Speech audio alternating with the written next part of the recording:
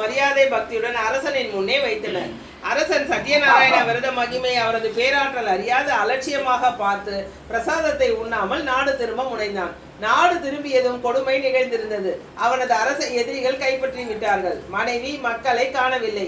நிர்கதியான மன்னன் உயிருக்கு பயந்து நடுவீதியில் நின்றான். கர்வபங்கமான அவன் யோசிக்க அவன் மனதிலும் பகவானின் பிரசாதத்தை அலட்சியப்படுத்தியது நினைவுக்கு வர தனது மேலுள்ள பொன்னணிகளை விற்று காட்டிற்கு சென்று இடையர்களை அழைத்து சத்யநாராயண விரதத்தை உருக்கமுடன் செய்தான். பகவான் மறுபடி அவனை ஆட்சியில் அமர்த்தி மனைவி மக்களை சேர்த்து வைத்தார்.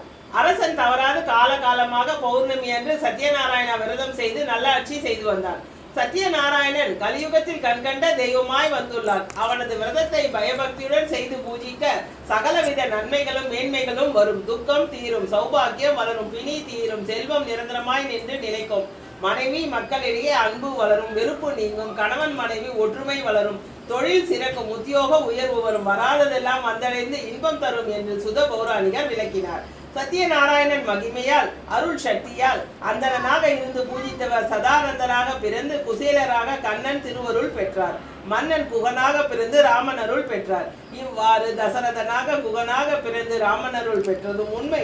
சுத பௌராணிகர் சத்யநாராயணா பூஜா மகிமை கூறியதை கேட்ட முனிவர்கள் கலி காலத்தில் மாநிலர்கள் மகிமை பெற இந்த விரதத்தை பயபக்தி சிரத்தியுடன் செய்து உயர்ந்து வாழ்ந்து சகல சௌபாக்கியமும் பெற்று மோட்சம் பெற முன்வருவார்கள் என்று கூற சுத பௌராணிகர் அதுவே அப்படியே சத்யநாராயணா மகிமை உலகமெல்லாம் ஜகமெல்லாம் பரவட்டும் என்று மனமுருகி கேட்டுக்கொண்டார். சத்யநாராயணா பூஜை விரதம் மேற்கொள்ள சக்தியற்றவர்கள் இந்த கதையை படித்து கண்ணீர் விட்டு பகவானை அர்ச்சித்தாலே எல்லா சௌபாக்கியங்களும் வந்து சேரும்.